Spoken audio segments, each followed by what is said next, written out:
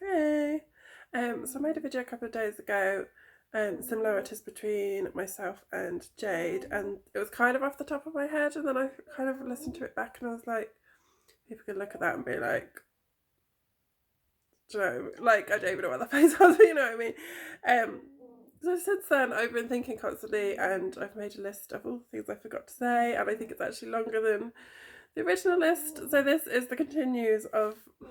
Oh, it's not even really comparisons to Jade because obviously he's a child and I'm an adult, but these are things that I still struggle with on a day-to-day basis. Um, so I'm going to start with kind of sensory things, and they're not really things that I've ever really. I've never struggled with them, but I wouldn't have ever really thought of why I've struggled with them, if that makes sense. The first time I was really aware of this first one, I've never, other than at college, I've never known them do this, but when I was at college, if you had beauty treatments, if you had waxing, they would test the heat of the wax. They did this thing where they said hot or cold, and they'd put a hot or cold spoon on you, like on your skin, and you had to tell them if it was hot or cold so they could test like how sensitive you were to heat. And it's like a processing delay because, oh no, my brain knows it's not warm, but it takes a good few seconds. Like if I put the tap on in the bath, you know, like sometimes the hot water one's cold. It takes my brain a few seconds to register whether it's boiling hot or freezing cold. Like, does that make sense? I know it's not in the middle, I know it's not warm, but my brain goes, that's hot or cold, and then I have to stop and process, is that hot or is it cold? So that's a little random, I don't know what that's, it's just, yeah, processing delay, some description. The next one, I've never worn socks ever, which again, like I've never really thought about why, but a few weeks ago I bought the first pair of socks I've had in probably 15 years, and like socks and tights and things were a huge issue for me as a child. So by the time I was an adult, I just completely, and people find it really random because I literally wear like dolly shoes in the winter, like pumps with no socks, or like even if I wear boots, I never ever wear socks. I literally have not owned a pair of socks in years and years. So yeah, I bought this pair of socks and I keep looking at them and thinking like, when am I going to put them on? And yeah, I haven't been able to. I kind of like have the intention of wearing them, but I can't. Oh, excuse me, I have got a massive list. What were the other ones? Oh, escalators. I wouldn't really say that's sensory, but it's yeah, always been an issue. I can't get on escalators, or like if I do, I like hesitate and I really like make it into this huge thing, and I'm like, I need to step on, and I just can't. And it's that fear of, if it's going down, then it's the fear of like you're gonna go boom, flat on your face, and if it's going up, it's the fear of getting like dragged into the top of it. They're obviously quite irrational fears, but they're fears that I've always had since I was a child. What was the next one? Oh, I'll go into a bit of a random order now, but this is, I don't know whether it's a processing thing or what it is, but directions. You know, like there could be two roads, and you know they go to like a similar place. Does that make sense? So like not parallel roads, but like I can't think. You know, like if you get to a fork in the road and one is going to a slightly different place to the other, I could have been down that 1,000 times, but I have to look at the sign because I don't know which one goes to which place. Does that make sense? Or like I can't visualize when I'm driving, even a route that I've done 100 times. If I have to take a slightly different, I can't just go from like one side of Malvern to the other, one side of Worcester to the other. I can't visualise which roads I need to go down. I have to really stop and think at every junction, which way do I need to go to get to where I need to go. So that's just a completely random one. Parking. I don't even know why this is on the list. This is a random one. Like if you pull up somewhere, you know exactly like I park in like one place in every car park, and if that one row hasn't got somewhere that I can park, I freak the hell out. I don't know why, but I have to park in that one place. And there's been times where I literally like I'll just drive back out because I can't. I mean, I literally had an argument with one of my exes once because we like pulled into somewhere to park and there wasn't anywhere to park on that bit, and he was like, we just have to drive further down onto like this other bit and then you can park down there, and I was like, I can't do it. Literally I drove around, turned out like, so I drove down the road, it's like, what the hell are you doing? I was like, can't do it, can't explain it, can't do it. It's just, yeah, rigidities again, I guess. What's the next one? Oh, not being able to talk on the phone, that is a huge one. Like, not even just not being able to talk on the phone, but I can't listen to voicemails.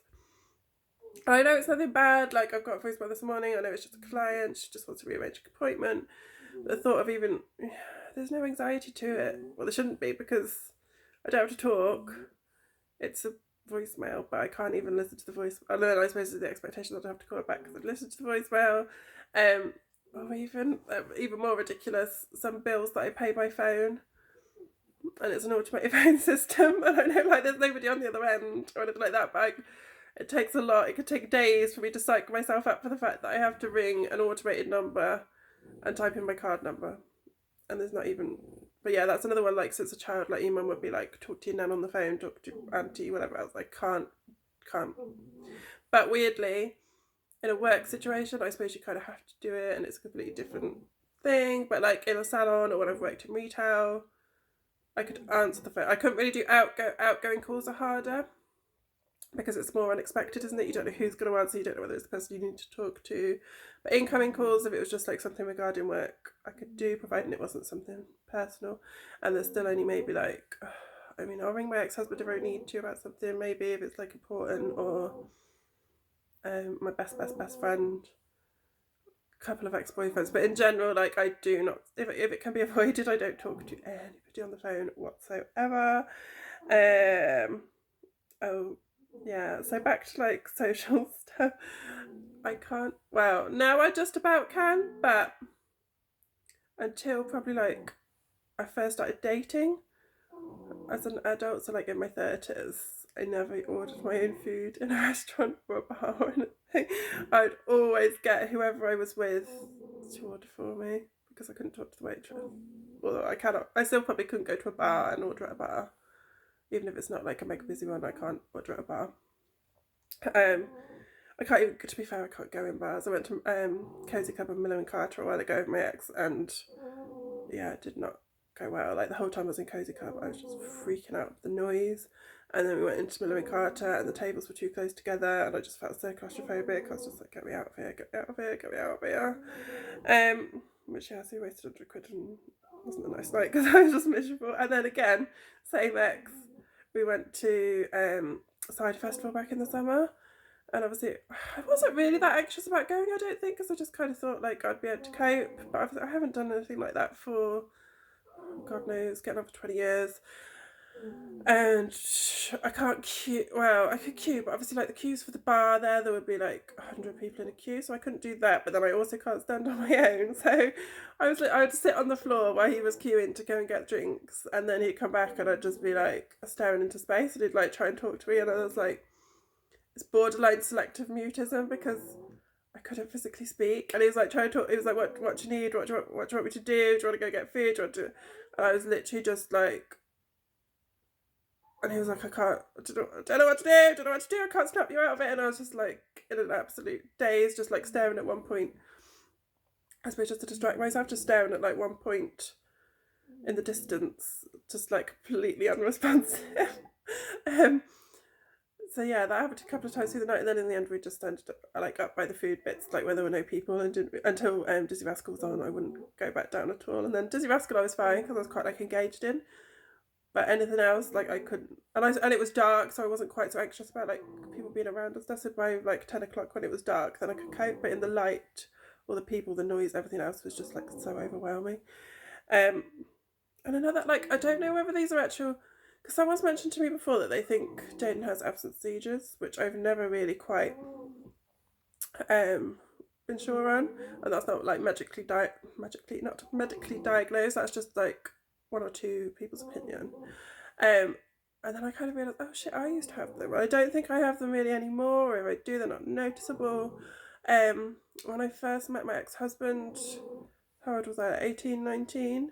Particularly if I was very tired, I used to have those things similar to some of that selective mutism thing, where I would just be spaced, and it probably not more than like 30 seconds, but like Tom would be talking to me and I'd be like just in like a daze, and then when I come back out, I was like, I could hear you, but I can't move my eyes and I can't talk at that point. I don't know whether that's an actual one or not, but that's how I experienced it.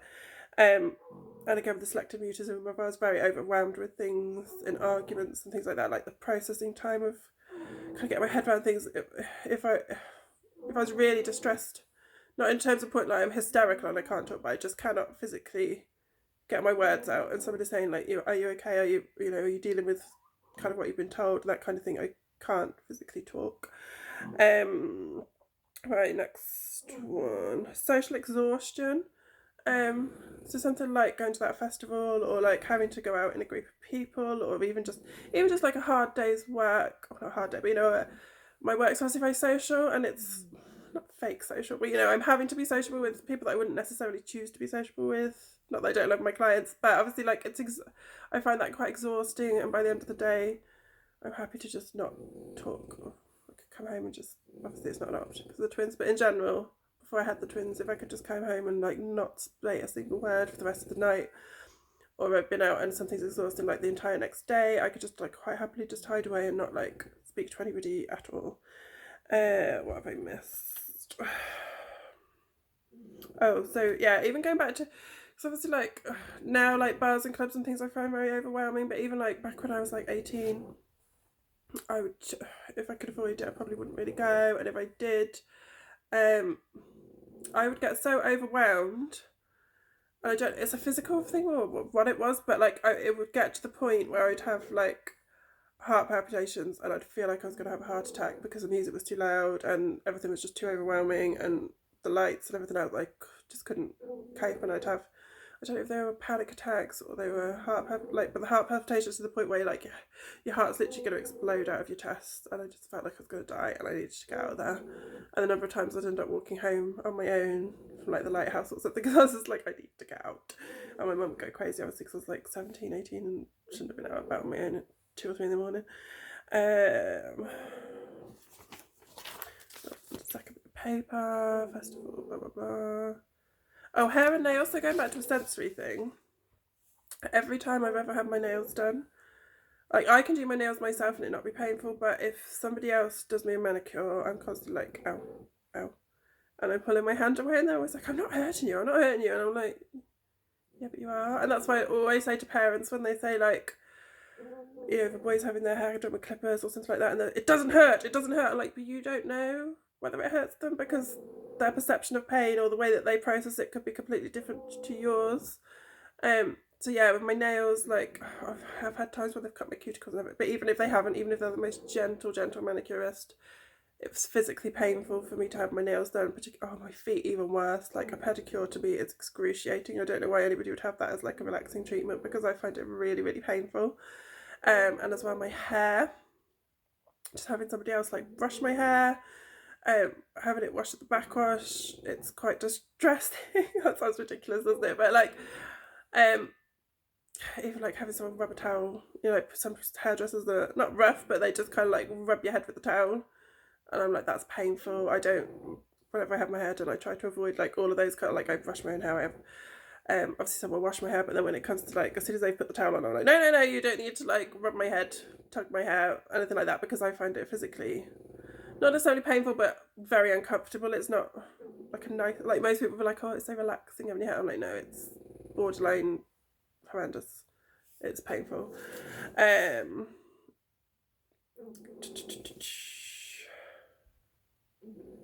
So yeah, like the main kind of like thing of the point of this thing is, I've always thought that my behaviours come under the kind of like the umbrella of depression and anxiety, and then I've kind of like, rigidity isn't anxiety. Like that's really hard to explain. Like when I'm sat outside the gym and I'm like, I can't go in.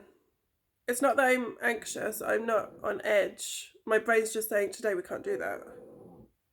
We can't cope with that today.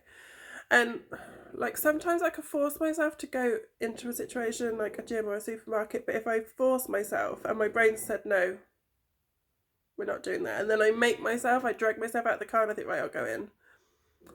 I'll be in the gym for like 20 minutes and I cannot settle, I can't concentrate, I'm just on edge the entire time. So I'm fine when I'm outside. When my brain's just saying no, we're not doing it, that's a calm, I was about to say rational, it's not a rational decision, but my brain is saying no, today we can't cope with that today. And then I force myself to go into that situation, and then my brain goes into panic, and then it can't cope, there's too much noise, there's too many people, blah, blah, blah, and then I need to get out. So that's really, I don't know, because it's not anxiety to start, does that make sense? It's not anxiety to start with, it's not anxiety that stops me from going in, that's almost like a rigidity. But then once I'm in the situation, then it becomes an anxiety. And the same with the supermarket. I don't really write shopping lists or anything, so I can force myself on some occasions to go into the supermarket, even though my brain's telling me that I can't. But I can't do a proper shop because I'll get a few little things and I'll stand and stare at 10 different types of ham for 10 minutes. I'm normally I'm like a grab out. And then if my brain's telling me I can't go into a supermarket, then I cannot physically choose things. Does that make, so I can stand in front of the apples and I'm like, oh my god, does Jaden want Granny Smiths or does he want Brave? Like normally I'll just be like grab, no, but then I'll be standing there dithering and I'm like, I don't know what apples to get, and then I get into like panic mode and then I'm like, not even have done half the shop and I'm like, I just have to get out of here, and then the queue will make me anxious, and then the noise of the tills will make me anxious, and then I'm like, yeah, oh, and noises of like, I think I'm more aware of these things because I worry about Jaden worrying about them, but things like air conditioning in shops and things like that, I can hear that really loudly, which I don't know whether I never really used to like register that was an issue to me, or whether I'm more aware of it because I worry about Jaden worrying about it, but it's definitely there. So yeah, it's I can remember saying to my best friend a few years ago, like, do you think I'm depressed? And he was like, I don't think I've ever known you and you not be depressed. But I'm like, I don't know. Like, I don't know whether I'm depressed or not because I'm not necessarily unhappy. But obviously there's things that I struggle with day to day, and it's not necessarily all anxiety. Some of it's anxiety. I don't know, like when I was first diagnosed with anxiety, I was like 16, 17, and at that time it was a huge, like, I just didn't really, I dropped out of sixth form, I wasn't really leaving the house, it was quite a huge, difficult time for me. And I went through quite a lot of counselling, and it wasn't, I was meant to go to kind of like cognitive behavioural group, whatever it's called, therapy, and then they were like, oh shit, no, you need full blown like psychiatric help. And I had like one-to-one counselling, but it was quite traumatic for me because obviously I was dealing with huge anxiety and I had to get the bus into Worcester to go to the hospital and all that kind of thing, so I never really like engaged with therapy as well as I should have done, and it's probably something I need to do again. But obviously it all kind of crosses over anyway, because autism and mental health and things, they all kind of like interlock in a lot of ways anyway. But I don't know, I'm overwhelmed, well, not overwhelmed, but I'm intrigued maybe is the word. Like I don't know whether I want like I don't know, because I can't obviously say that I don't want a diagnosis, that I want a diagnosis for my child. Obviously I'd like a diagnosis, but I don't know how hard a diagnosis is to get as an adult. I don't want to be jumping through hoops for myself when I can be putting that time and effort into Jade and everything else. But it answers a lot of questions, well, not even questions, but it explains a lot to me. Like, how do I even explain it? Like, I know like I'm a hard person to get on with, I'm hard work as a person, I'm hard to love and all those kind of things. And that kind of almost clicked when I kind of like almost suddenly thought, oh my god, I'm on the spectrum. And I was like, oh, that's why I'm so difficult. That's why I'm a hard person to get on with. That's why I'm so rigid in things. That's why I'm hard to talk to and all those kind of things. And not in a negative, not as in like I'm being negative about myself, but just as in like, it was almost a relief of, oh, maybe that's why I am the way I am in so many ways.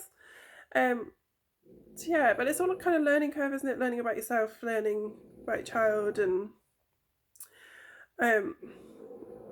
yeah, so I think at some point I'll kind of go down that route. I don't know whether I'll wait until things with Jade are a little bit easier to kind of have that time and energy to then go into going down my own route, because I don't know how difficult it is as an adult to go through the whole process. But obviously with Jade it's been 3 years, yeah, 3 years, and we're not at diagnosis point for probably another year. So as an adult I don't know how difficult it would be, but it's definitely something I'm going to look into and something I'm going to give more thought to.